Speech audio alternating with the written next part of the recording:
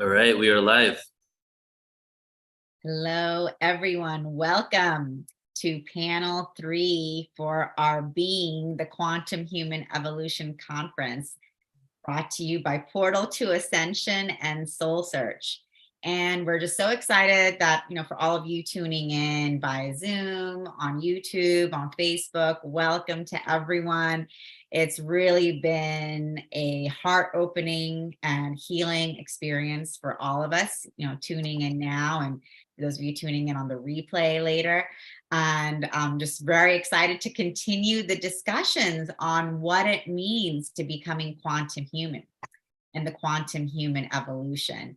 And so I'm going to just introduce our panelists briefly here as we get started. And our first panelist is India Prema, who is, she's here and she is an amazing healer, mystic, guide. She calls herself counselor for emerging souls and supports others in their awakening process through shadow work, or shadow bliss, as she likes to refer to. And she can really quickly and efficiently guide you into a transformational process where you learn to live more holistically, authentically, and closer to your inner freedom. And so you can check her out on Soul Search, and I'll be dropping her links in the chat. So you'll be able to see that and connect with her, as you wish. Put the chat there. And then also I'd like to welcome Nicole Keating, and she is a divine architect for spiritual leaders, creator of Heaven on Earth Sedona retreats, and Sourcitarian. And Nicole supports spiritual entrepreneurs and leaders to source their businesses and ideas to manifest in the new paradigm in a fun, creative, sustainable, and highly conscious way that aligns with the life they love. And she supports many different spiritual businesses to birth their highest aligned visions in the world, including here with Soul Search, where she was really leading and working with us to bring forth, our platinum program, which many of all the speakers you see here have been a part of. So that's been really amazing, and I'm excited to have her here with us too. And we are happy to welcome back Joan of Angels as part of our panel today as well. As you all know, she is an intuitive guide, oracle, spiritual luminary, best-selling author, and visionary artist. And she just brings forth incredible messages from the celestial realms and beyond, and works with people who are called to awaken to their best self through her soul awakening sessions and her soul mastery signature coaching program, as well as many other offerings that she has, including her soul essence sessions as well. And of course, we have our host and moderator for the panel, who is joining us as well, Mr. Alan Steinfeld, who needs no introductions. Well, you can give me an introduction. Come on. Sure. Well, as I've been saying this whole day, Alan, you are truly a leader for all of us in this path of bringing forth consciousness, bringing forth the new earth, really shifting the paradigm of, where people have been and where we're going, including bringing forth your book, Making Contact. But, really so much of what we're doing here at Soul Search, as well as with New Realities and Portal to Ascension, is supporting people in their transformation process and letting people know that there's so much more out there in terms of support and healing than what we've been taught, and once we start awakening to that reality that, wait a minute, there's so much more out there than what I've been told this whole time, everything starts shifting. So, thank you, Alan, for really, paving the way and interviewing and bringing forth, the wisdom, the knowledge from all of these spiritual leaders and teachers and guides for decades. And now, helping really people now understand that we are all truly healers ourselves. So. Absolutely. Thank you. Thank you. Thank you. And this is one of my favorite topics. Authenticity, vulnerability, I'm working on those, but curiosity, I have that one. And that's been my driving force. I mean, yes, of course you need authenticity and vulnerability, but all that kind of drops in when you are genuinely curious. And I translate curiosity to creativity, because your creativity is your avenue to explore. And that is a manifestation of curiosity. Yeah, you can look at a lot of things, but then you have to put it out to the world. This is what I'm curious. And that's why I'm so happy Joan is joining us today, because Joan I just discovered, a really amazing digital artist. And maybe she'll share some of her, because curiosity is an adventure into the unknown. That's blossoms into a creative output. So you put out curiosity, you get back creativity. It's like that, because the human mind is made for exploration. That's why there's humans all over the planet. It's like, oh, what's over that mountain there? What's across that sea? How do I get there? It drives everything. And so it's not so much as developing a skill set as a liberated light leader. It's being that. It's like, if you are curious and if you can drop into that vulnerable, authentic place, the emergence of the spirit comes through. That's what I really feel. And that's sort of where I would love to take this discussion, because we are searching for our soul, Tangela. Exactly, Alan. And just before you get started, I want to introduce our fourth panelist and also co-host here, one of our liberated light leaders with a cat peeking through his shoulder, Neil Gar. That's funny. That is really funny. Neil, as you all know, is founder and CEO of Portal to Ascension and creates hundreds of live and online events for consciousness awareness and consciousness raising. He's been doing this for over a decade. He is responsible for activating and raising the vibration for millions around the world, across the planet, across the universe. And he is probably one of the most curious people I know, as well as Alan. I have to say, both of you guys are very, very curious. So I'm really happy to hear that you guys are all here for this panel and excited to hear what you guys have to say about authenticity, vulnerability, and curiosity. Well, I just want to say about Neil, Portal to Ascension is his day job. His art form is really that poetry, spoken word. Me and Joan just saw an amazing performance with Neil and a few colleagues, and it was the most entertaining event I've been to all year. Was these guys rapping and the singer, and we're exploring the world, all of these networking adventures together as a community, because we want to go deeper into who we are and how to express that. So, Neil, did you want to say something about being here? I know you just left the town. Well, first of all, see, the cat is alive and well. It never died. So curiosity did not kill the cat. That's just what they want you to believe.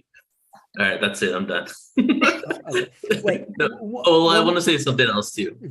Well, so for sure, the reason why I started Portal to Ascension was not only because it was a journey to heal that led me to a place of vulnerability and exploring vulnerability, which is the complete opposite of what I was taught. I was taught growing up about walls, acting like a man, even though truly you're so wounded inside. And when I saw that in my own family, I saw that there were I thought that that's what, being a man was, but then later in life, I started realizing there were deep underlying wounds that were a facade. So right now, and I'm definitely in the process of really embracing what it is to be vulnerable, communicating like that, especially in relationships, in close relationships, like with Alan and Joan, since we just lived together for a couple of months and things come up, and having these things come up and still exploring it. And then curiosity, Portal to Ascension is really everything I've had the opportunity to be curious about, create an event on. And that's why I work so closely with Alan, is because he is definitely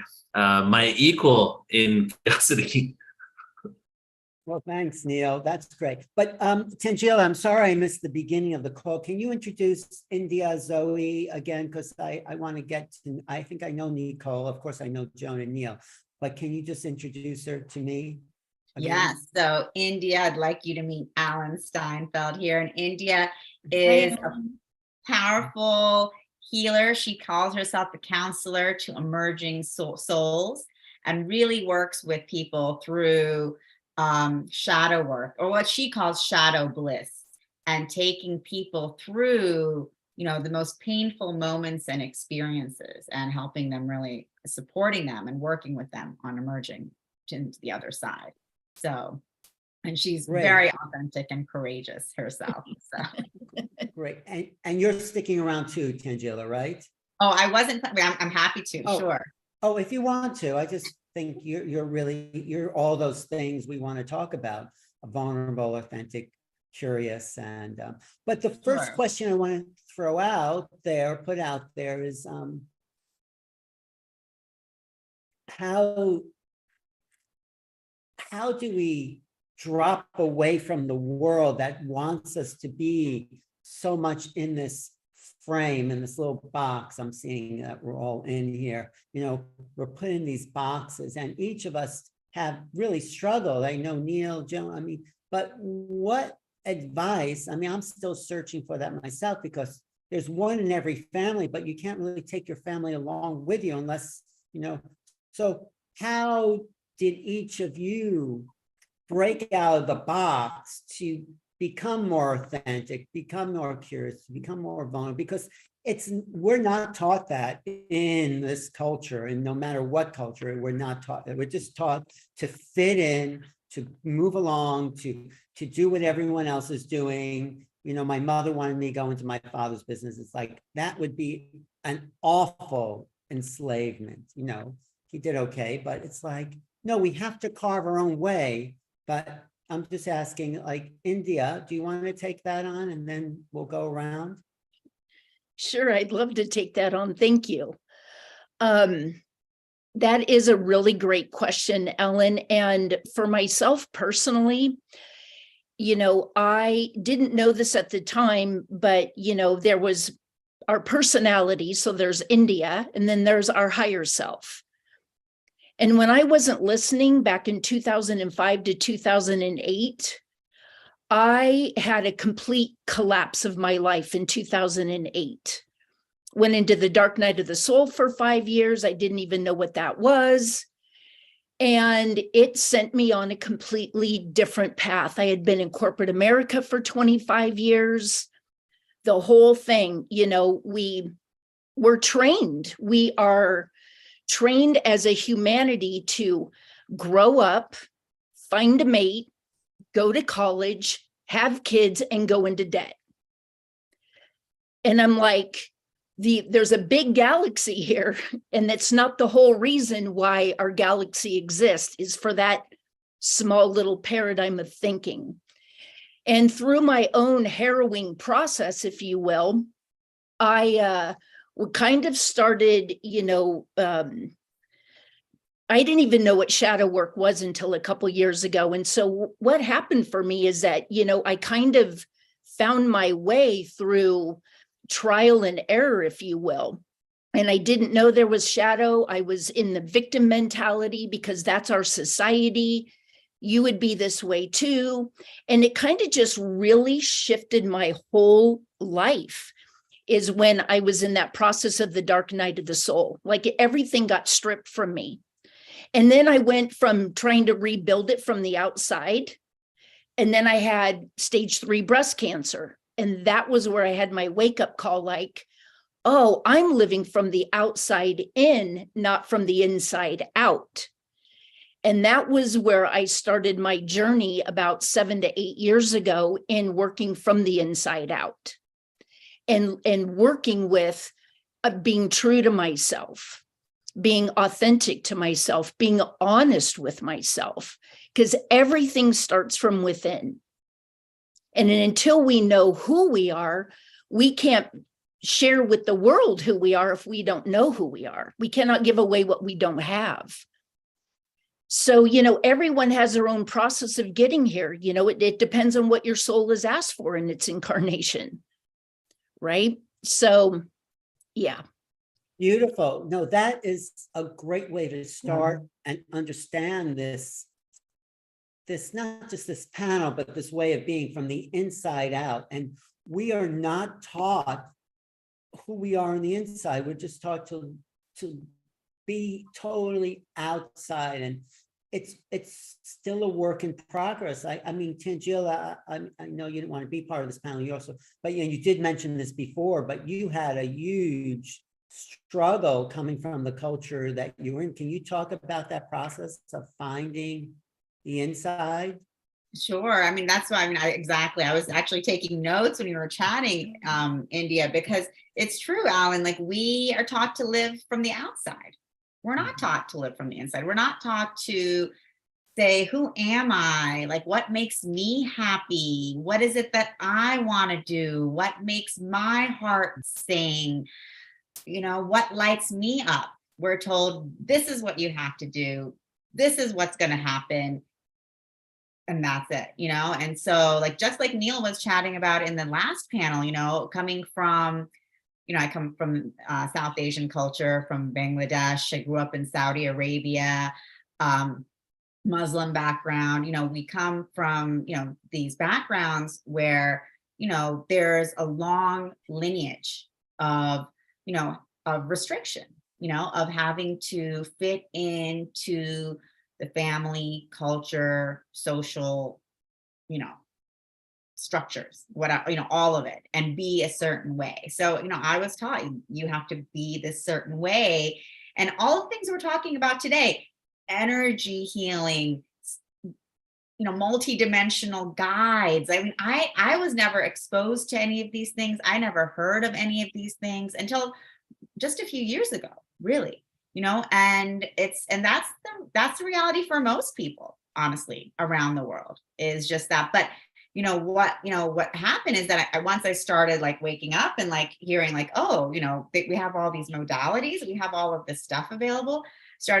I suddenly started being able to do this work where I was like so restricted. I lived in a life of restriction, and my life was falling apart. Everything I built fell apart. And I was just like, but I didn't know what to do. I didn't know where to go, because I couldn't see forward and say, well, that's what I'm supposed to do, because I was completely blind to it. I could never have told you a few years ago, oh, I'm going to start a platform for spirituality and consciousness where we talk about the multidimensional realms, because people would think I'm crazy, and people still do think I'm crazy. But, that's okay, because now I have all of you guys around me who are supporting me and telling me I'm not crazy. And more than that, you're saying, and more than that, it's just like, we're doing this together, and we know we're here for our purpose and mission together. And how powerful is that I can share my story with you guys and then be free to be me. And that's what this journey is about, Yeah, but part of the journey that you didn't say was how you got from not knowing to finding I'm really interested in that piece. Like, what led you? Yeah, well, not knowing. How'd you to knowing? Yeah. How do I get to know? Well, I mean, it's a long story. Not everyone's awakening story is just like, oh, I had a Kundalini awakening like on a mountaintop. I mean, mine was, like I grew up, Muslim. I grew up in Saudi Arabia. It was very restrictive cultures. I wasn't allowed to really do most normal things American kids can do. I was told you can't drink, you can't date, you can't wear what you want, you can't be who you want. You have to kind of go into like more of this, even though I was always like very spiritual and mystical, I didn't really resonate with like these like religious, confines.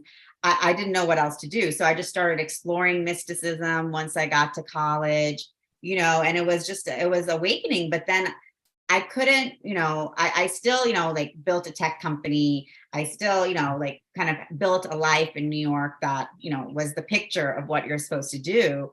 And then at one point, the universe was like, this is no longer in alignment, and we're going to take it all away until you start wake. And that's when like Joan said last time, it took the universe blowing everything up for me for me to start being like, okay, like what else can I do here? You know, what else am I supposed to do? And even though I had the message to start Soul Search, you know, years ago, I didn't do it, you know, and I did it in a way, and then I went back off of it, and I was still trying to do what I always did. I was still trying to do my normal business. And finally I asked the guides, like, what is going on? Like, why isn't this working? And they were like, well, when are you going to start focusing on your spiritual work? And I was like, what is that? And they were like, Soul Search. I was like, oh, okay. And even to this day, it like Neil said, it's a process. I'm not 100% comfortable being 100% vulnerable and authentic and like letting everyone know about everything that I do, because I know there's judgment, there's fear, there's disbelief, you know, and we don't want to deal with those. It's uncomfortable for us to deal with that stuff. So, you know, but it's a process that I'm still going through. But it took me, again, like, you know, my life blowing up and being left with like, just, okay, I'm going to just follow my guidance. I'm going to go to Sedona. I'm going to meet my spiritual community and friends, and suddenly start getting this support to start moving forward. And then boom, there appears Alan Steinfeld. Thank you. No, that answers my question. I mean, yes, moving to Sedona is a big acceleration on the path. And that's why I want to talk to Nicole too, because she's part of the heart of the Sedona community. And I want to know your story, Nicole, and what got you to Sedona, but what got you to even want to get to Sedona and all that? What happened to you? Yeah, thank you, Alan. Yeah, it's funny, when you first asked the question, I thought about what was it in my nature that allowed me to be this way. So I'll start there, and I'll go quickly into Sedona. But I was thinking about when I was a kid, the one thing, I mean, everybody's parents have things, right? Patterns, and you're like, I picked up that negative pattern. But one of the beautiful positive patterns that they gave me was they always let me as a child try anything new. So I got to try gymnastics, soccer, painting, you know, all kinds of things. You know, we didn't grow up wealthy, like, you know, lower middle class or middle class, but there was always a budget to try new things. So, you know, I did a lot in the art world, and I've had like multiple sessions of art, being a painter and having that come back into my world. So I feel like as an artist, you naturally develop curiosity. Otherwise, you can be your own worst critic and really create a really painful experience trying to make art, right? So I feel like everything that we do and everything that I do is a medium, if you will, like a form of artwork. And one of the things I learned when I was a painter was, when you're staring at a blank canvas, it's very intimidating and overwhelming. So I developed this process of painting the edges. So I would work on big fat canvases, and I would always start painting the edges. And by the time I was done painting the edges, some clarity would come through of what I'm creating and what's next. I know Joan's an artist, and Indy is my neighbor and dear friend, and she's in the garage making lots of art right now. So that's a theme that's up for me. And as far as, so everything I've done and everything I've created has been some form of art. And so back in 2019, I did an online summit, and there was also this thing in the back of my head, like I was always like doing one thing and then doing another thing, and like just stacking these skills and these things that seemingly had nothing to do with each other. But you know, back in 2019, before COVID, I had a business called Sourcitarian, and I was doing an online summit for, you know, conscious brands, like organic businesses that have really made it in their ethos. And it was this beautiful summit. And then COVID hit, and all of a sudden everybody was worried about immunity, and everyone was worried about health and money. And like, it just no longer made sense to release this beautiful piece of art that I created. Like the timing had to shift. And so that's actually part of what got me to Sedona, was this thing I had put my heart and soul into for 9 months, kind of disintegrating its natural course and purpose. And I had been coming to Sedona. And when that happened, I knew that I was supposed to come here. And when I got here, everything opened up for me. So it was following the curiosity of knowing spirit was closing one door quite painfully and opening another. And I think that just the spirit of not having a fixed mind. I mean, I am a Gemini Aquarius rising, so there's a lot of mutability here. Like, you can really blow me around and I'll still show up and keep walking the path. So, coming to Sedona was an incredible acceleration of my life. And, they say this in Sedona, if you come here and you're supposed to be here, the doors fly open for you. And that's really what happened. I came with the intention of staying for a month and finding a place. And within 2 weeks, I had the exact manifestation of this cute little cottage on sacred land, surrounded by healers, furnished. It's like, it's even my colorful style. And it's just so wild how boom, boom, boom, boom, boom, the doors just open because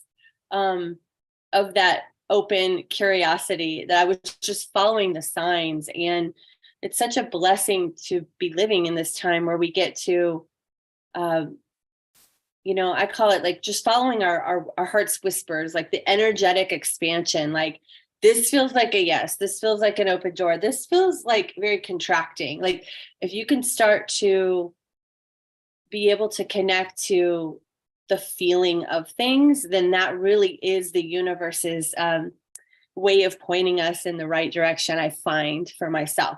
So that's really what I've been working on cultivating, is my own tuning fork of feeling the expansion and the contraction energy and just following that. So yeah, it's been quite a journey, Alan, and I had no idea I was going to be here supporting, spiritual healers and guides. What I really do is I work with the divine architecture. I work with Metatron and the angels to help bring forth the information. And when I do my sessions, I always tell people, stay open, stay curious, because you're not going to know what's going on. You're not going to know where we're going. Joan's done a session with me.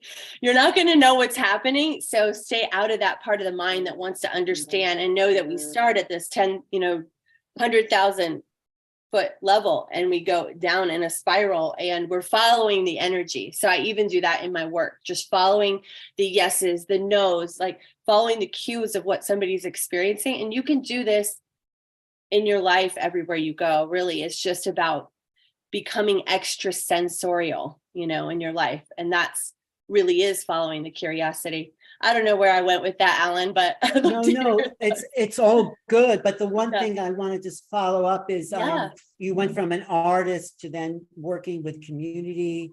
Yes. And what's the vision? What's the future? And I'll get to Neil and Joan too, but how do we move our little collective Sedona community into like more community, like really bond, so we're there for each other in a way where it's like, oh, nice to see you at the kava bar, but how do we bond in there?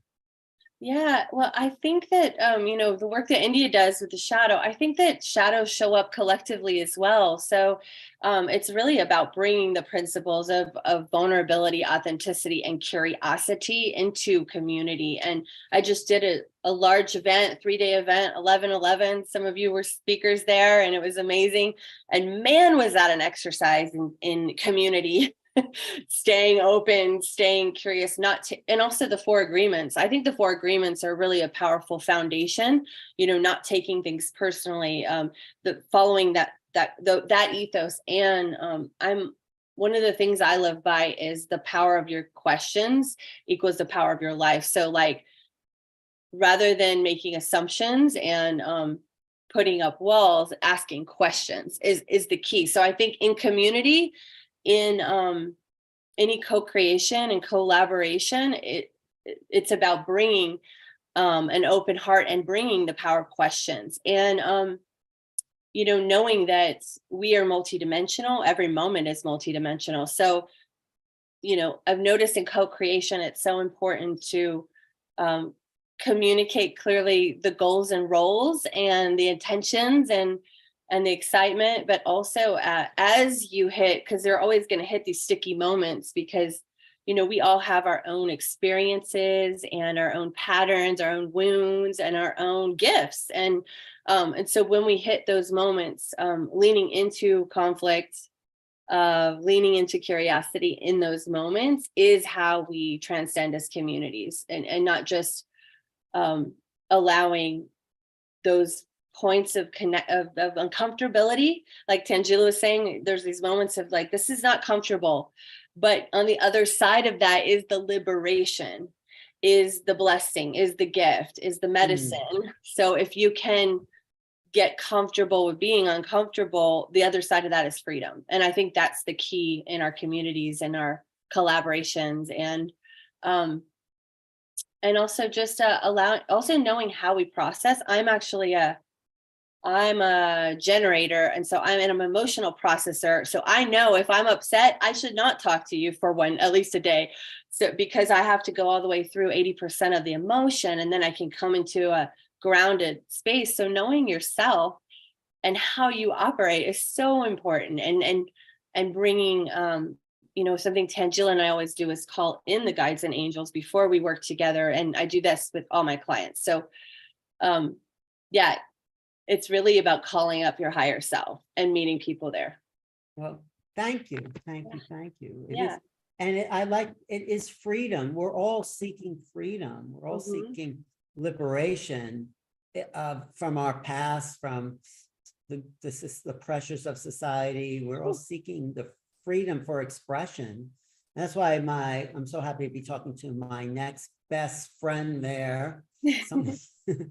Someone who's much more interesting than I thought she was, living with her for 3 weeks or a month or 2 months. And she has so much going on. And she was a chiropractor that was driven because she was told, be a chiropractor. She told me that. She was told to leave New York, go to California, and she follows that guidance. And now she's following it into, well, working with me and Neil and Tangela and everybody, but she's following it into her art. And that I really just love the visual image. And when people have an original vision of creation, it is authentic. It does open doors. It opens up what I call new cognitive abilities, because suddenly these images are moving us into new realities. So Joan, I know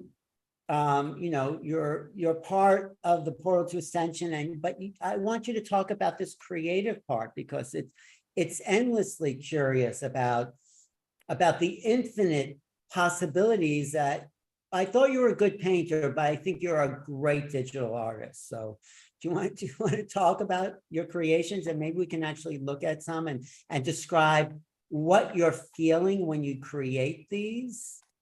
So I sent you a link to the art. Feel free to bring some of it up. But okay, here's yours? a gift that's been given to me. Oh yeah. So Neil had said to me, Joan, can you come up with some Egyptian images? This is me as Hathor.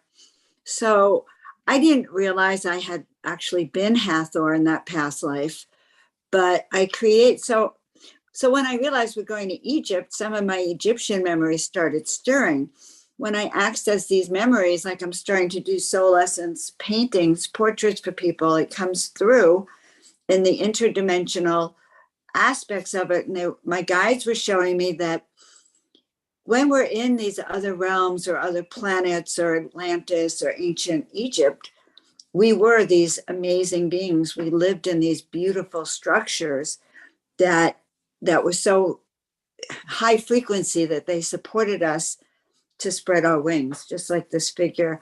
And these are all portals. A lot of these are portals into other dimensions and into what, they call the ethers, the Akashic field. This is the ancient high Egyptian priestess. And she came through as I began to create images of myself and a few other people as Egyptians, and they're crying to come through. Our spirit wants us to know how powerful we are, and so the art is infused with this. This is the great temples, and it's designed to stir your memory, so that and this is a cute little ship flying over, spreading cosmic. Did we? Did we to lose you, Joan? remember we're connected to the divine and how we are dimensional and we can access it sometimes through art like this allows you to transport yourself, and you never forget because it could be physical in your home and in your field. So some of this is my interpretation of some of those sites, some of that feeling. I happen to love this one. I love the Egyptian colors. I just love the feel. Every color represents a different vibration. And even they're dressed, you know, when we dress in 3D clothes and you wear a suit and tie, you're constricted. But when you dress as who you are exalted. Yeah, so these are some of my Egyptian that's been coming through. But when you're doing them, are you feel like you're connecting into those ancient places? You seem like I'm in another place, Alan. Yeah. I don't know where I am. If you said to me, Joan, how do you do it? Can you reproduce it? No, I can't. It's really a one in a time moment that I'm in the exact moment in space that these images will come through. And it's really like I'm in a frenzy. It's a Kundalini experience for me. It's almost orgasmic in its completion of it and fulfilling of it and immersion of it. So I mean, this is that is the most authentic feeling, I think, when you're in that creative flow and your personality's out of the way. I think you really hit on what I've been trying to understand. The deepest, more authentic part of ourselves is when the personality drops out of the way and we are just pure creative force, you know? Yeah, so my experience when they came to me in 2013 and paint 33 angels in 30 days was that I could do better if I closed my eyes sometimes. You know, that I was becoming a paintbrush of the divine. So I would do just like Nicole did. I'd paint the edges because who knew what they wanted me to do. Or the funniest thing is if I got a commission to do a painting for someone, I usually did 2 paintings. And because my logical mind would get in the way, so I just had to go and do another painting where my unlogical mind could unlock the keys, and then usually I had 2 aspects of the person.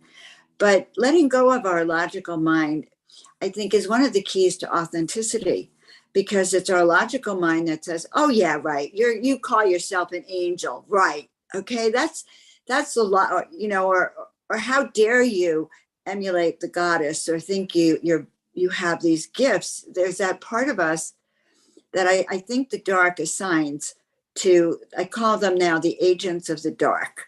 There's a side that the other side knows that you are so gifted and talented, and if you could do your work, it would change the world. So they're very primitive. They just want to take you out, and they send your negative thoughts. They send people to reinforce your negativity. And if that doesn't work, they go further. They literally torture you to death here on the planet. So you will never remember that you are here for the light in every one of us. And so it's quite a game we play. So when you get the chance to channel in and feel tuned into that side of you, that's where your brilliance lies. And that's the gifts. But the universe has, you know, tried to conspire against that. And that's what makes it so much more powerful, that we've had to really embrace it and then never let go of it. You know, Neil talks about his background and giving up on PTA. And I can't tell you how many times it looked like I should go back to chiropractic or get a day job or something. They do it so that you will give up. Well, that goes back to what India said, is that we have to discover the inside and bring it out. And I think art, creativity, imagination, trust, visionary experiences are all the proliferation of the inner parts of ourselves. So thanks, Joan. We'll come back and to see you and more art. But let me talk to Neil, because Neil, like I said, you have this day job, which is also very creative, and you're dealing with huge amounts of just people, and events. He has event booked every weekend for the next 2 years. I said, wait, I mean, how is that possible? But you also have this other side of you, the creative, artistic, spoken word poet. And that's like, how do you balance? Do you feel like you have two children, one the Portal to Ascension, one the spoken word? I mean, which one do you, it seems like when you're doing the spoken word, you are in love, and then you come back to the desk and fill out, which you also love that too. But what's going on for you? I actually should have asked you when we're just sitting here by ourselves, but what's going on? Yeah, well, when it comes to, like, I started writing poetry when I was 16 in 96.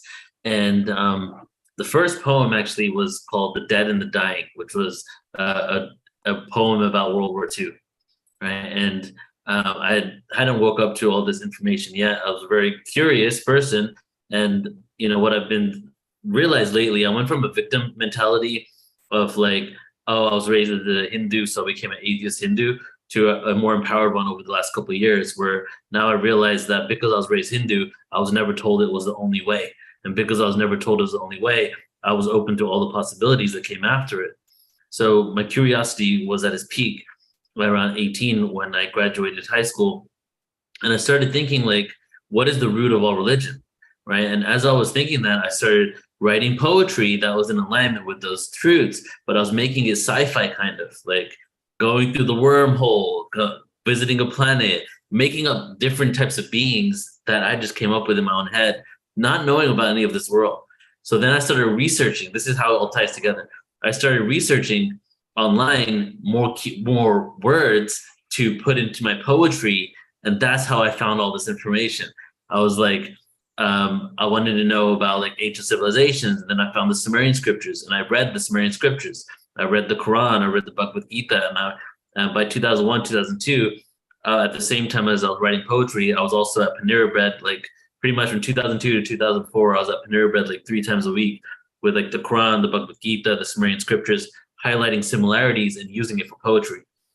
And pretty soon I realized that there was so much information, because I was so analytical and so science-minded and so mathematical, that when I started realizing quantum world and vibration, frequency, and how the universe is, how consciousness can be explained, spirituality can be explained through science, it was just so much information came to my head. I didn't know how to present it, and I didn't have a platform at that moment to present it either. So by 2003, all my poetry pretty much shifted to this information.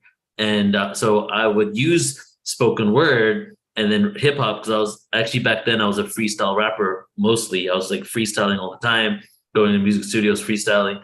And I would use that form of delivery to convey entire books of information, if you will, within one story. Like one of my first ones was about the universe and the singularity of the black hole. And it was like a poem that isn't empowering, isn't disempowering.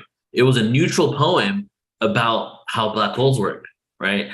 And what implosion technology is and things like that. So my poetry actually evolved with me. And pretty soon, 2008, when I started doing Portal to Ascension full time, I also started the same year I started doing this. I just realized this right now. The same year I actually changed the name to Portal to Ascension.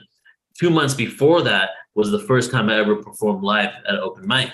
And so it completely grew hand in hand. And my dream has been since that moment is to be able to do it full time, more so that I can have more support with Portal to Ascension, the daily operations, so I can do it. Because I truly feel like what I'm creating, what a lot of other people are creating, is music for the next dimension. It's music that isn't even ready for the masses yet, but we're creating a whole new industry for it, right? And just to tie it into the whole concept of vulnerability, emotions, and authenticity, I really utilize music in most of my poems came from a deep, I don't know if sorrow is the right word, but a deep pain for seeing the traumas in the world. The things that have been done to us, and or the things that we've inflicted on ourselves, the devolution of consciousness, and just by default, the end of my poetry. So it's like you go through this journey where you're experiencing the darkness, the shadow, all the craziness in the world, And then the end of the poetry is solution oriented. So I've kind of utilized my poetry now to bring up things. And lately I've been told a lot about being a Scorpio and my astrology, and how like I go deep into the shadow world, and my poetry, my rap is shadow music. And so I'm really like digging deep into the depths of the darkness that we've experienced. And darkness can be dubbed as evil, or it could be darkness that's just simply the darkness of space, the black hole, which is neutral in its essence. And then bringing that up to the surface, and then coming up with like the empowerment solutions afterwards. So that's kind of where I'm at. And, as you know, like this is my biggest passion. I could rap all day, I could be in studio all day, do poetry all day, and hopefully one day I'll get to release more of my music. Well, do you want to rap like a short little rap, just so we can feel like we saw Jones art, and then just a little, just to show. I mean, you're talking all that, but when you do these raps, something else comes through. So that's all right. Yeah. In this world of calamity, with organized piety making people drop to their knees, we be the free. People see right in front. Time for the peripheral, narrow-minded ignorance. Be the bigger man and see the benevolence. The interdimensional energy of love holds my truth above other dimensions. I'm the anti-level vacuum being sucked down with the pull of a black hole, recycled in this universe that shows acceptance. Knows acceptance by accepting the predicament that we're all in. With all the government made me think I do is all I do is a sin. Straight fear-mongering. So I write with a pen and show beginning to end. Just know we chose to be here. Tear perceptions of fear. And remember, Jah will be waiting there. It's time to believe in yourself, to forget monetary wealth, to concentrate on your health. I felt lost, stones pelt, my body was bloody, judgment by those who say they love me. But what does love mean? In these lower frequencies of emotions, causing mental erosions, I'm frozen in a rapidly moving time, with holes in the heavens, flow of energy from realms of divine essence. These beings, they think that we're under their guide to receive lessons of ascension. No, the gods we show, the biblical portrayal of Jesus and pagan rituals, the deities we worship and bow, ask for forgiveness, and how can we reach the kingdom of heaven? Away from ourselves, looking externally for personified God, indemnified souls, the old ancestry of the duality of friends and foes. Know this, the energy level will persist. The new world order doesn't matter one bit. No one world without singularity. Physical perception manifests in the realm of spirituality. No order, pure anarchy to settle for humanity in 13 different third-dimensional planetary systems free. So follow me, and we will transcend and ascend to the fourth density.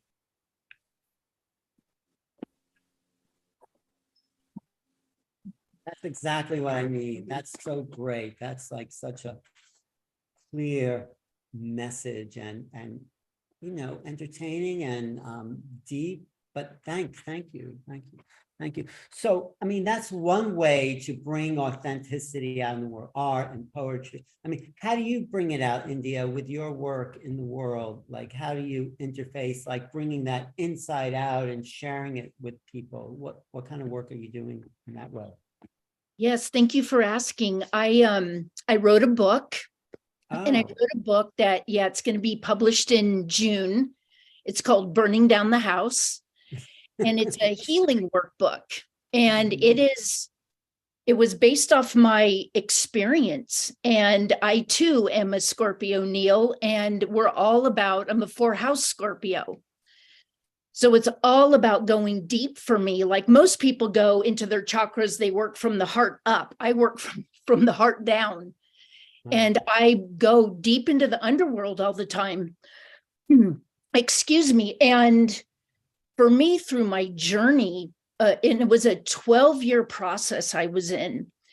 And it was really like, how do I unwind myself from all these conditions, all these patterns? I spent 21 years in Alcoholics Anonymous. I had to unwind myself from that. And all these beliefs and everything that I picked up that held me in the victim space. But I didn't know I was in the victim space because, our planet lives in that mind space. And I only saw everything happening to me, not ever happening for me. And I too didn't know about energy and vibration till about, 4 years ago. And it came after, shaking my fist and sticking my middle finger at the universe, going, what did I ever do to deserve everything that seemingly was happening to me? And what I discovered through breaking things down was, oh, this is, our troubles are of our own making. And I had to unwind and unpack and reprogram childhood stuff, things I picked up in AA along the way, the defense mechanisms I created to, as a woman being in corporate America. And, I held a lot of, male toxic energy, and just, pounding. And I had to really unwind myself from all that. And, dropping from my head into my heart was a long process. And, going through cancer, sitting in a yoga studio, bald with no eyebrows, no eyelashes, and I'm sitting knee to knee with someone eye gazing. I was like, you talk about being vulnerable. And, for me, because I go so deep in things, if I know that I've already gone to the deepest, darkest place I've ever gone when I didn't know where I was, everything is a lot easier from there. Because I'm like, oh, I already hit rock bottom emotionally, mentally, spiritually, and energetically. And knowing that everything is a lot easier and softer. And, Nicole touched on this earlier in what she was sharing. I do a 4-part shadow process. And it is really understanding truly what self-awareness is. Truly what self-awareness is, because most of us have awareness of others. I'm awareness of your behavior when you're not acting the way that I want you to. And I'm uncomfortable because I'm uncomfortable with what you're doing because I can't control it. And so it's really bringing people deep into really what that means. Yeah, what does that mean? True self? I'm not sure I know what you mean. Well, because, there's self-awareness is really about, so you trigger me, right? Let's just say you consistently trigger me. Okay, I didn't mean it to do it. I didn't mean anything. And so, right. So I'm getting frustrated. I'm angry because you're doing this to me. You're not behaving the way that I want you to. And it's the overarching umbrella of what control is.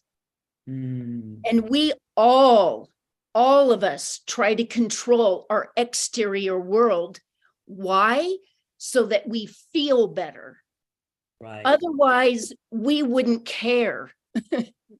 So That's what Byron Katie says. I'm just saying, Byron Katie, when you argue with reality, you lose. You're like, but anyways, yes. So go back to what you're saying. Yes. Yes. So, self-awareness is really coming into a place of, I like to teach people how to fish, if you will, right? So it's really understanding, oh, I'm triggered. Why am I triggered? Why am I routinely triggered? Right? And then it's, how do I pause? And of course, I'm giving you the high level version of what I do in a workshop or a retreat. And it's really it's helping you to understand how you got to where you are. Because most of us are just uncomfortable in the way that things are in the world, because our outer world we believe that our outer world will affect our inner world, and it's the other way around. If I'm in alignment, if I'm authentic, if I'm true, if I'm organic with who I am, I don't give a shit what goes on in the outer world, right? Because I'm rooted in. It's like a tree. We're rooted in to who we are. And whenever our branches start blowing, the tree doesn't necessarily uproot itself consistently. So the self-awareness is really about understanding and pausing. Oh, I'm triggered because that impacts me from perhaps when I was a child or a past relationship. And it's all about, how did I get here? And we have to unwind from that, Because when we only see that everyone has done something to us, we're never looking at ourselves. We're never looking at ourselves if we're always looking outside of ourselves. What if people have done something to us? You know, they have. We've been all victimized and some, but how do you turn that around and say, not to say, oh, I created those awful things, but maybe you do say, how do you work with that? That is a very great question. It's a very fragile question, because where I discovered in my, and this is my truth, what I discovered in my journey, and we've been talking about this, is that it's about our soul's incarnation. We have all chosen what it was that we wanted to learn when we incarnated here. We just don't remember. I don't remember what I said I was going to do from my soul's perspective. And now I'm in human form, right? So for me, and I'm going to say this at a very high level, my soul chose to incarnate here. And I get my lessons so that my soul can evolve through the human experience. Some of us have very traumatic experiences that have happened. Others have traumatic experience in another way. We can do one of two things. We can either be the victim of that circumstance that has transpired for us, and then we never get out of that hole. And it's a very delicate balance because this is so multi-layered here. It's so multi-layered. The other fork in that road is that how can I use this horrifying experience to evolve my soul? And I'm going to bring it to myself, even though I didn't have, being in the dark night of the soul for 5 years was a very, very scary place to be. I mean, I was in a bad place. I had an opportunity to check out. And what I realized in a moment of clarity was that I could either take all the wisdom that I had learned through that harrowing journey and taken it all with me, or I could take what I learned in AA, which I hadn't been to a meeting in 14 years, still sober, or I could take what I learned, as painful and as graceful as I was, and share what I learned. And that was where I became the wounded healer. Because I can't give away what I don't have. And I had to go through a harrowing journey in order to lead others out of that darkness. Does that make sense? Yeah. So there was, when you shared what had happened to you and the pain you were in, that was a sort of freedom, would you say? I mean, did something change? Yeah. It was I didn't see it as a freedom at the time because I didn't have the tools. I mean, I was so in the 3D. Everything was about my career, what I owned, my retirement, where I lived, my job title, all of it. And when it got stripped away, I mean, all of it, I had 10 life crises in 10 months. And at the age of 47, I was standing looking at the ocean, freaking out and wondering who in the hell I was. I didn't know who I was without all my labels. So I went to putting it back from the outside, getting money, getting a job, doing all the whole thing. And then I got stage 3C breast cancer. And it wasn't until that happened and I came out of a year of treatment that I was like, wow, I'm doing it again. But I didn't know what to do. And the universe just put me in the most optimal place, and my whole life shifted 180 degrees. But I did a lot of self-work. So to make that shift 180 degrees, that was like a crisis, a point, a nexus point. What did you think you did, and maybe you said it, inside to create that, outside? Yeah, I did a lot of self-work because let me tell you, I used to sit with my coach And I was so full of anger. I mean, I was just like shaking, just pissed because of everything that at the time I referred to as happening to me, right? Wall Street collapsing, everything I lost. I mean, financial calamity. It was a lot. And what it was a moment of clarity where I was like, wow, I'm not in alignment with who I am because I didn't know who I was. I did not know who I was. And that scared me about more than anything. And then I started and I went and worked with someone. And that was what started to guide me. And then I started realizing, just based on my background in human resources for 21 years, AA for 21 years, I track behavior. It's part of who I am. And I started to see my own behavior. And I started realizing like, wow, I'm focusing all my energy on everything that happened to me, that I wasn't putting any energy into what is the life that I actually want to create for myself? How am I bringing joy in my life? Because I had none. I was in survival mode from all the crisis. So it sounds like, you had to go through this to get to this place of a way. I mean, what a difficult journey, but you've done it, you've made it. So yeah, it was a really brutal journey, but I can tell you, Alan, I'm an experiential learner. I don't learn by reading. I don't learn by whatever. It's like I have to go to some deep, deep places because I know that when I've gone this deep and I've done all the work way down in the barrel, that I can work with anyone because I can hold this space for that. If I've only gone a little bit, I can't hold the container for you. So thank you so much. That is intense and beautiful. And that's your work in the world, holding space for people. Wow. Yeah. Wow. Yeah. I love it because I was sitting with someone yesterday who's really struggling in his addiction and he's half my age. And just seeing his lights come on, I was like, there it is. There it is. Like, I'm like, there it is.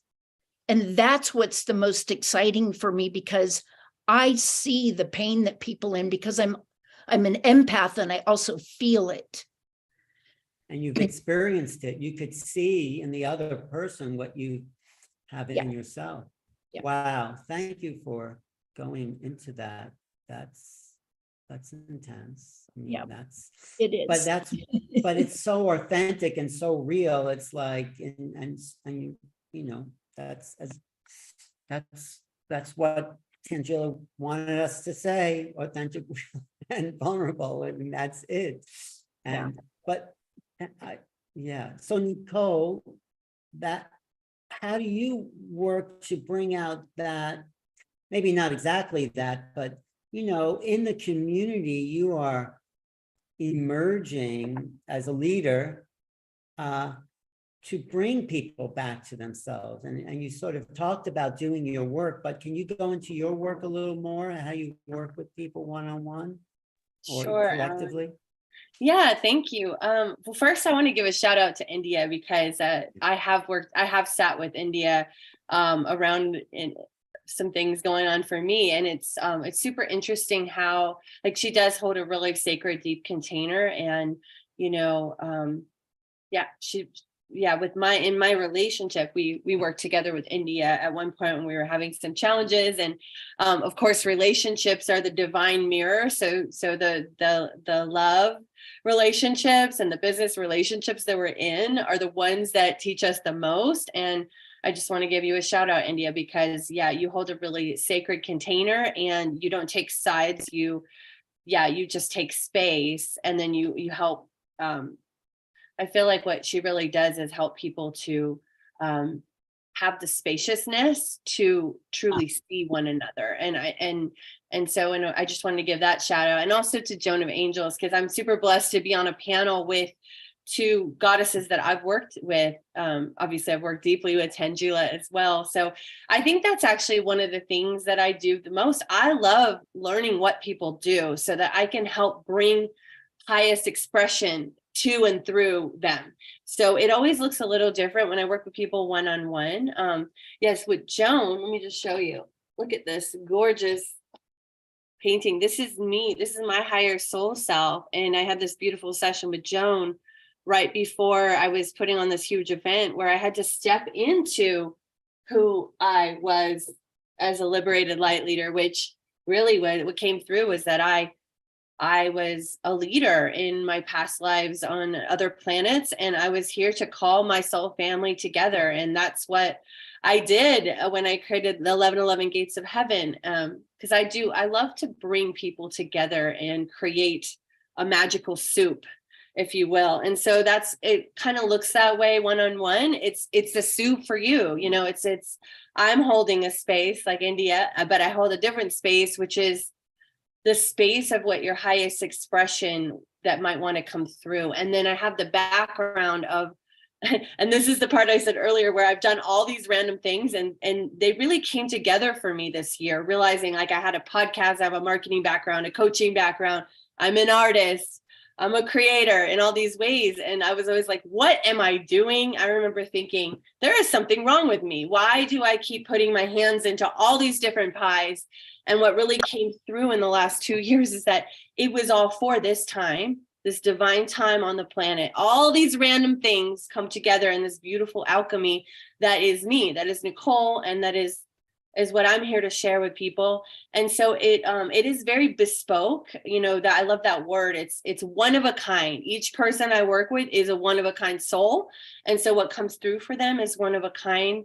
When I work one-on-one, I like to work with people and it's called a divine architecture session. I work with the 4 directions, the medicine wheel, and with the angels and guides, particularly Metatron, to bring through the divine architecture for their particular soul sacred business. And so they get this 90-minute session, and then I do this map for them. That's their unique map. And they kind of get to see where the 4 directions are for them and their essence. And then they also get their next right expansive action step. Because I can always see, you know, a lot of times when we're multidimensional entrepreneurs, we have a million ideas, but what we sometimes need is to bring those down into a tangible plan. And when we're multidimensional, it's sometimes hard to go from the big vision to the tangible. So that's really what I do. I'm a bridge between, yeah. Does that make?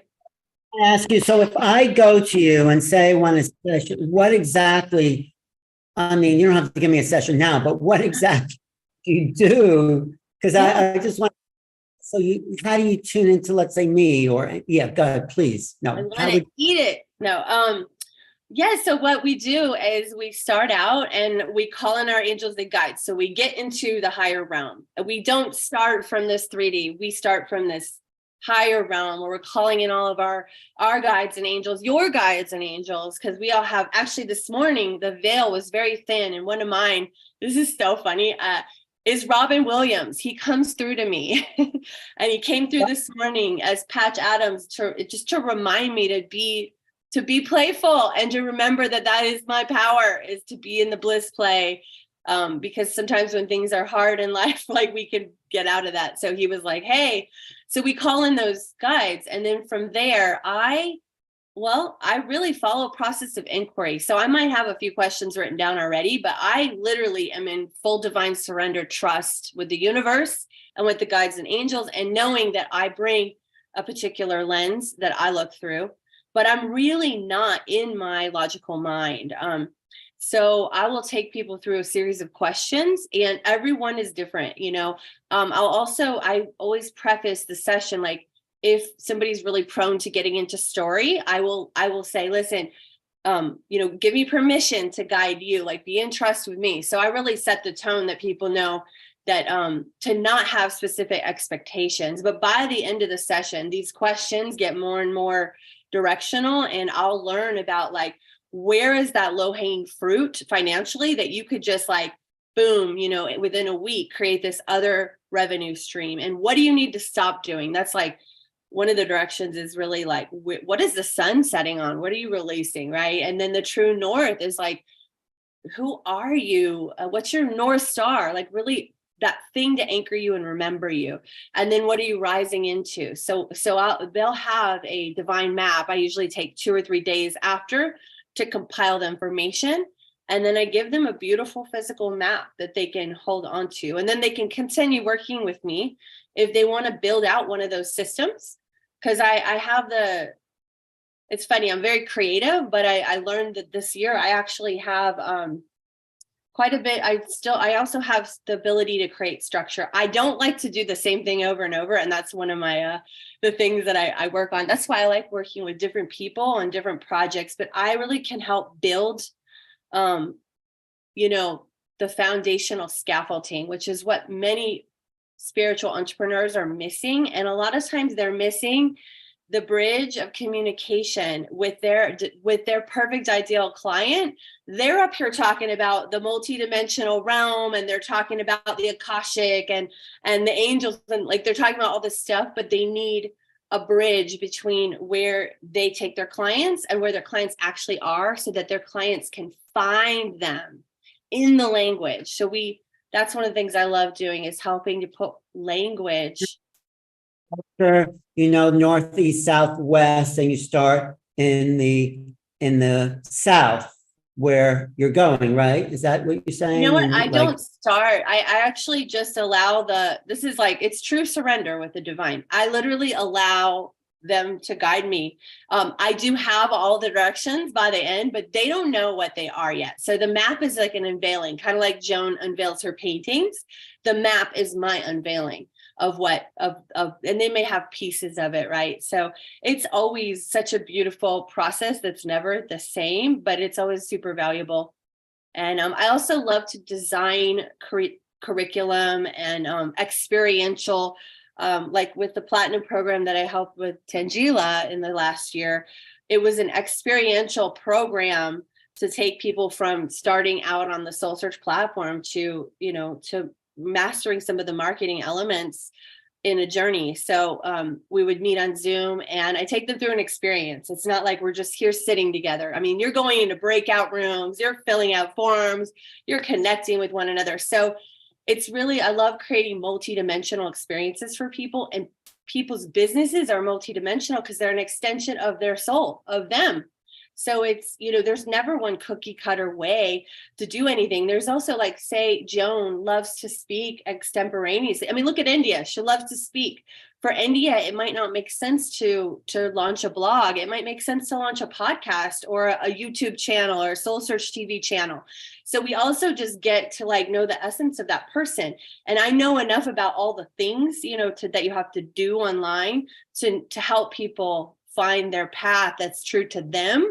Because if you just watch videos online, you will waste years trying to build something we all probably know about. We've all probably gone down some rabbit holes, right?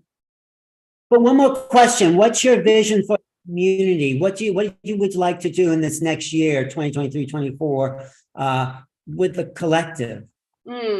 Wow. So let me just sit with that for a second. Yeah. So my vision for community is to, you know, I just had someone reach out to me who's like a promoter, and he's like, I want to talk to you about what we're going to create this year. Like, I feel like I want to be an access point to support people and what they want to create, and an access point for them to communicate more multidimensionally, more in alignment with their soul, you know, to one another. So, and even like I notice, you know, being in Sedona, there's so much light here, but there's also a ton of shadow. So I feel like I'm somebody like India, like she's gone super deep. I had a boyfriend that passed away. I've gone to the depths as well of like pain. And I know I'm just a stand for people moving through their conflicts and resolving on the other side. So I love what India said about, you know, we're creators, we're creator beings. That's how I see us. And I would love to be a point of light in the community to help bridge some of the things. There's so many people doing similar things, and they're doing it out of the old paradigm is like competition, right? Why not be in collaboration and communion? And there's so many, like, I just want to see more people helping other people thrive, not being in competition. So I feel like I want to be a point for that. Well, maybe well, there are some great community events happening in Sedona. Maybe we can all collaborate on that. You know, there's the Ascension Retreat, Suzanne Ross, and then there's things we want to create. Joan and I and Neil are doing a Crystal Skull event, which will really be epic. So we want, what's that? Yes. Well, I'm here for it all, brother. Well, I'm glad you're there. Right, Joan? Are you with us, Joan? Did we lose? I want to say something. Nicole did some work with me in helping me find the language to express what I do, which I think for some of us is really hard. We know we do something, but how to describe the untangible. And so, Nicole, you have a very, very special gift. So I just want to thank you for that gift that you're bringing to the world and helping us creators see how not just how to create, but the way we create. Yeah. Thank you, Joan. I love you too. I want to give her a shout out as well. You know, for someone like myself who transitioned, you know, spirit took me on a whole other path. And I was like, I don't know what I'm doing, like from a marketing standpoint and all that, and launching my book.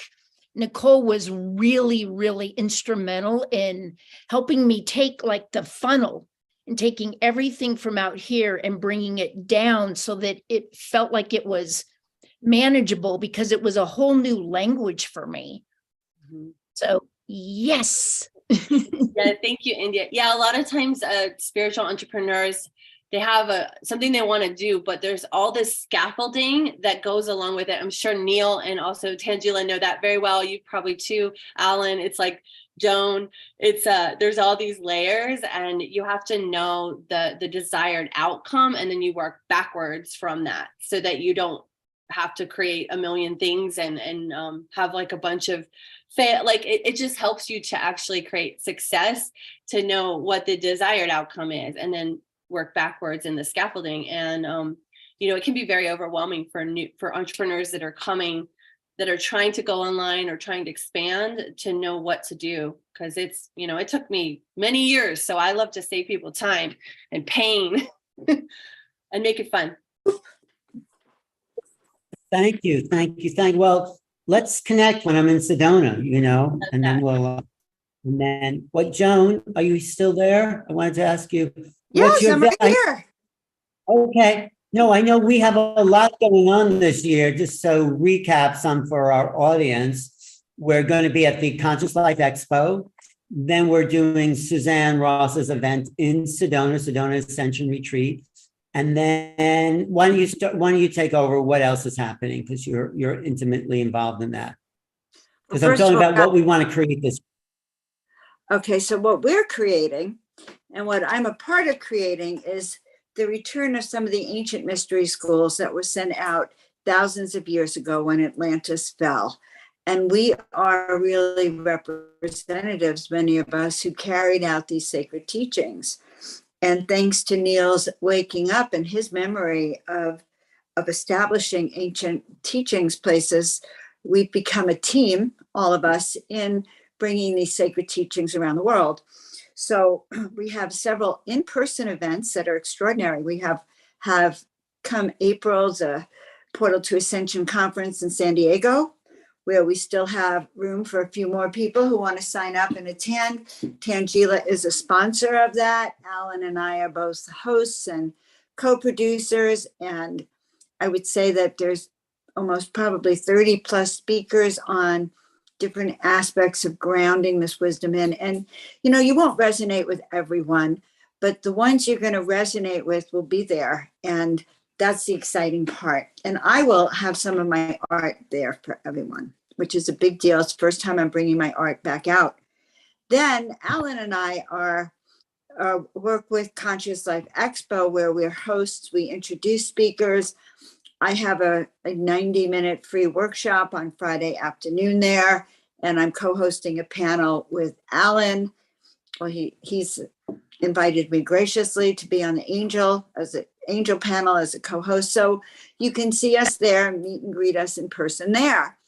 But even more exciting, the heart chakra of the planet. And, you know, I'm thinking we need a little goddess event there, but the goddesses were very powerful in Glastonbury, in Avalon, at the Isle of Avalon, and where the tour is. And, you know, those goddesses were so powerful, they could summon the boat to come through the fog to pick them up and then guide this boat without oars back home. And so we were very powerful. And so there's a revival of the ancient powers in Glastonbury. So I'm honored to speak there as well as be one of the producers. But that's not limited. We then go off to Egypt, where what we are going together, and we're going to be such a powerful group. We have several amazing people that are also going to be on the tour with us to guide and to bring information. And for me, it's the return of Hathor and my memories as Hathor, the goddess. But what it is, it's a grand initiation for everyone who is called to be with us, who were with us in maybe Atlantis or in Egypt, or, you know, Alan, I saw him carrying the Dead Sea Scrolls and the Egyptian scrolls. And so I think it's a return of the powers that we once had and the skills. So after Egypt, where you can be on the Egyptian cruise for 4 nights on the Nile River, okay, imagine the ships we're going to call in then and the ancient deities. So to prepare for this, I've been like learning my skills and learning how to be that who I am. And I can't wait to share that. But last but not least in that year culminates in the Crystal Skull Conference in Sedona. And we actually are going to be looking for vendors soon. We have almost, you know, a full roster of speakers. So we have a surprise guest I'm not going to mention. It's Alan's special surprise guest for us. And I can only tell you that those of you who are artists or who have studied sacred art and vibrational art are going to go, oh my God, I have to be there. So we have that, but the purpose of these events is to really, yeah, go ahead.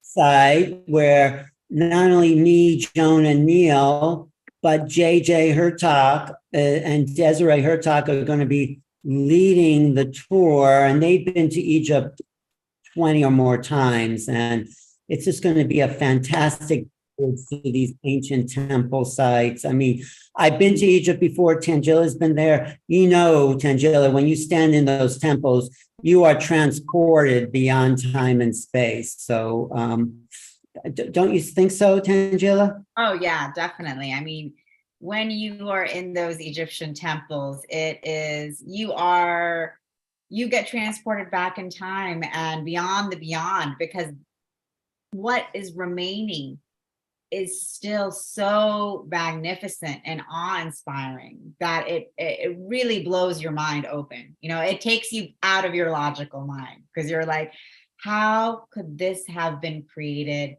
and by who? And when you are there, you feel that energy, and it's just, yeah, it's next level, as I like to say, Alan. and it's part of our initiation. Mm-hmm. I'm sorry to interrupt. Well, go ahead. No, I'm just saying those temples were built. Your word temple means reflection of the stars, or reflection, or so these are star gates that activate. And going back to what Joan said at the beginning, these are the ancient schools, and it takes us as initiates returning there to reactivate the purpose, I think, of some of those temples. What were you going to say, Joan? Well, also, you know, we're living in a world that's really been bleak and dark, and really was trying to go darker. So the more of us that come through and remember how powerful we are, remember that we came here as the light. We had we came from Egypt, many of us. Any of you who are called are part of those sacred temples and mystery schools. And when we activate that, we raise the light frequency of the planet to become that again. You know, the return of the light is what we're celebrating here. And each of you are initiates in this journey. And I think that's how powerful this journey is going to be. So if you feel the call, really do reach out for that. And all of these, by the way, every event we're having has a sacred feel and a sacred energy to it. It's all about celebrating your divinity and saying yes to it, you know, still, like, stop hiding it. You know, you can't hide your power. And that's what I think our events are doing. Exactly. Joan, I just want to say exactly. We were talking about authenticity, vulnerability, curiosity, and, you know, each one of us here and everyone attending, all of us are, you know, stepping into this, you know, being these liberated light leaders, who we truly are, and coming together in this kind of event that we're having now, this Quantum Human Conference, where we're able to connect so authentically. Like this is what liberates us. This is what's powerful, because I can just show up here and be me and be authentic and share with each one of you.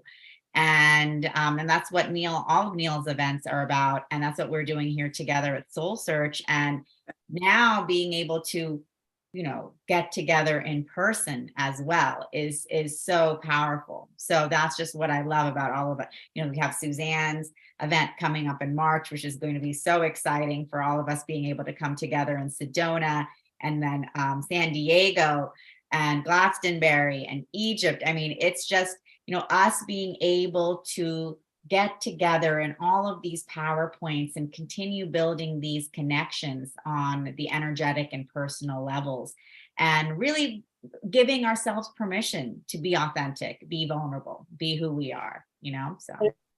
Saying that, Tangela, because I didn't want to make it sound like we're just self-promoting commercial, like kind of side kind of track. But no, we want to bring community together so each of us can drop into a place and feel supported by community to be your authentic self. And I think Zoom is great for what it is, but, you know, and India said some very powerful, deep things to help people awaken, and coming together as a community at these sacred locations like India, Glastonbury, Sedona. Sedona is as sacred as it gets, I feel.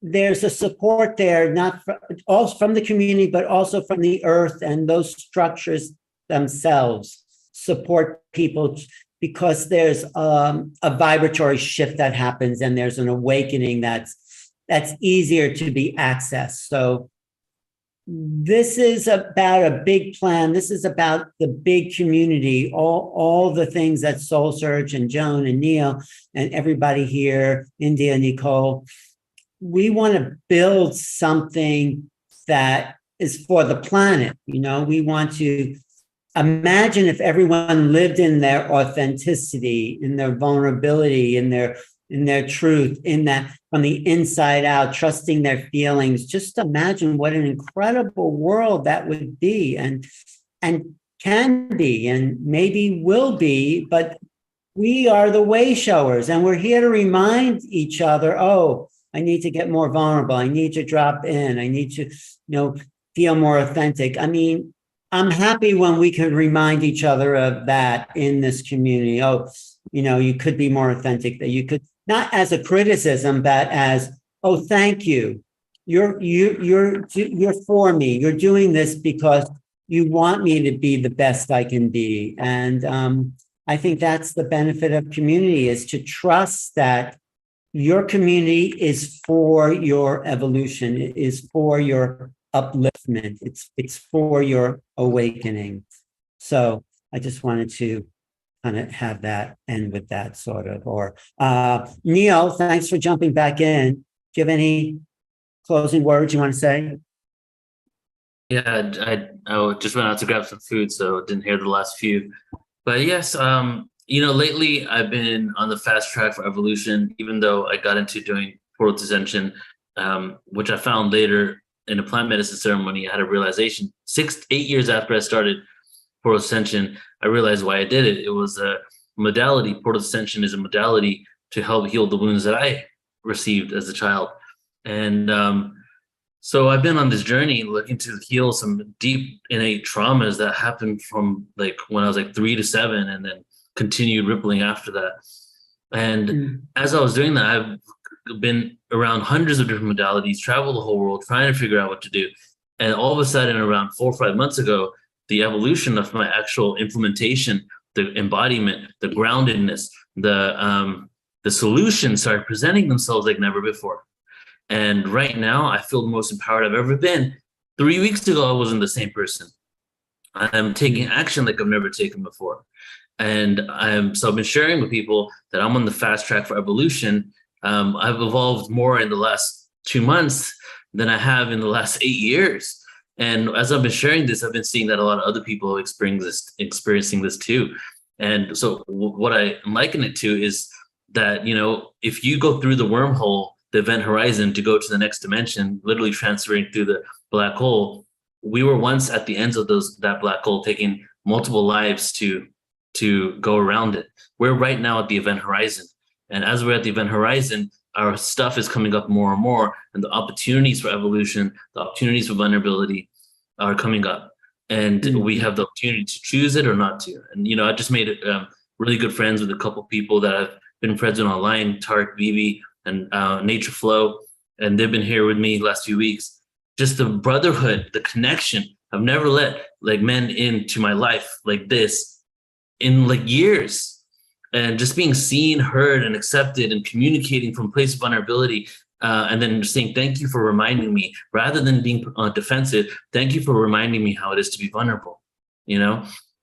And that's truly where I'm at right now. No real solution. They're just kind of showing my process that I have hope. I have hope not just for myself, but I have a lot of hope for humanity. The tools are out there, and it's just a matter of time before we all embody it.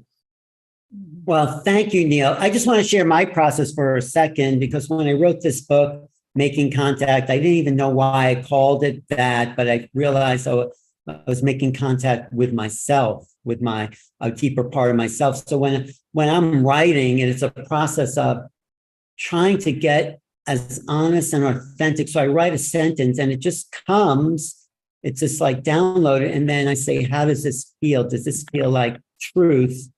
And if it doesn't, I keep working at that until I get this resonant feeling like, oh, yes, that's what I want to say. And that feels as true as it can be in this moment. And then sometimes I go back and it feels like, oh, I can make that feel even more authentic and true. And it's been my inner process to get to a deeper part of myself, is writing, just and journaling and all that. And, you know, I love visual arts, but I really like waking up in the morning and just spilling out the internal dialogue and getting downloads and finding what's the most real and authentic thing I can actually write.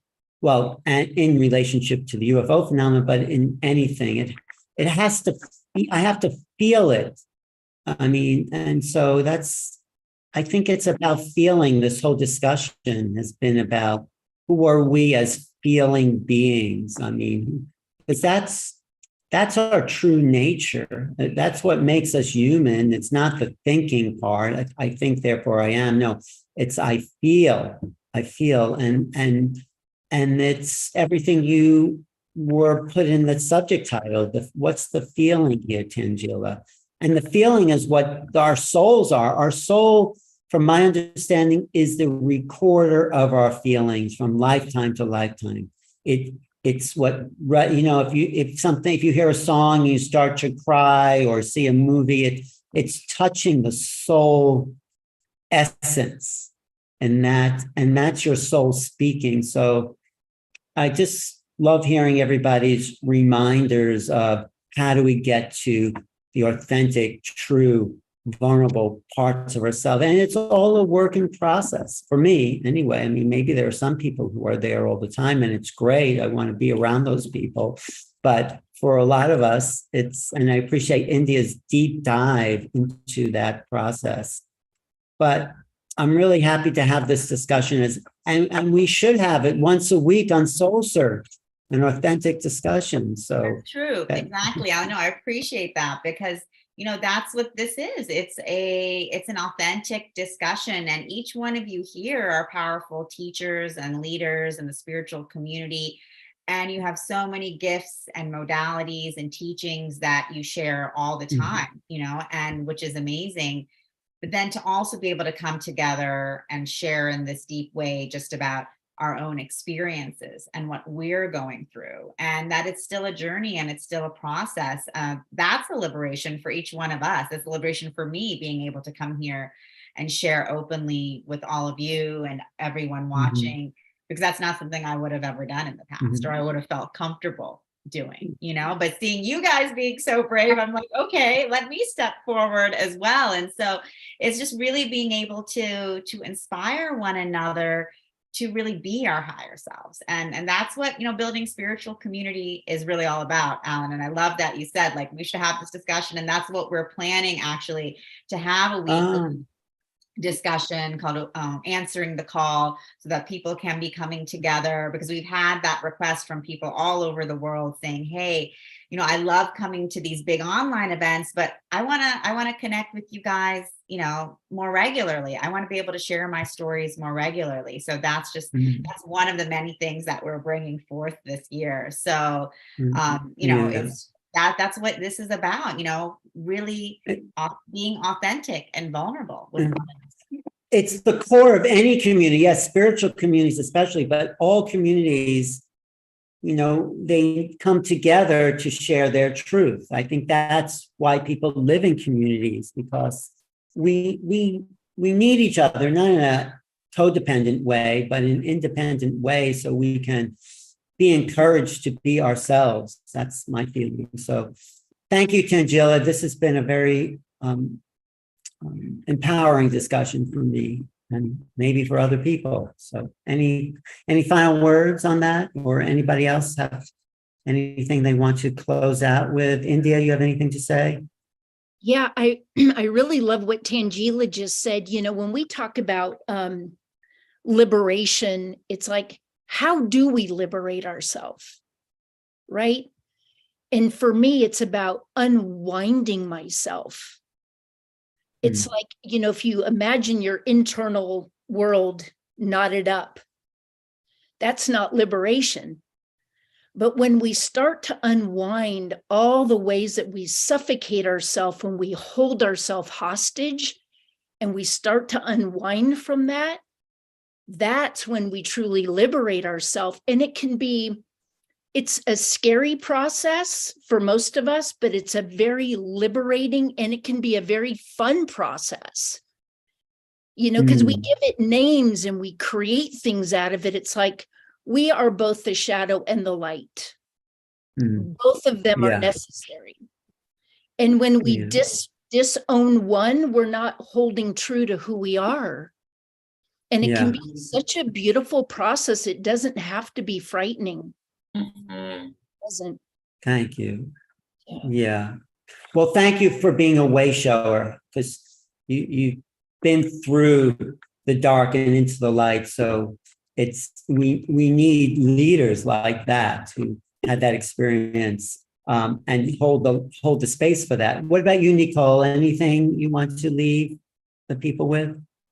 Yeah, just I love what India said, and I think I would just invite people to get curious about what life's showing them, and remember that you are a creator being. So what India was saying earlier about how when she was in that place of frustration and the dark night of the soul, she wasn't in a place of creation. So allowing yourself to come into the energy of what you want to create. And one of the things I do is every morning before I get out of bed, I lay there with myself and I talk to myself until I'm in the space of what am I going to create this day? And I'm imagining all the things that I'm going to do and like feeling those things going well. And I do that every morning before I get going. I don't want to step out of the bed in that 3D realm. I want to step out of the bed in inviting myself into the higher realm of what I can create. So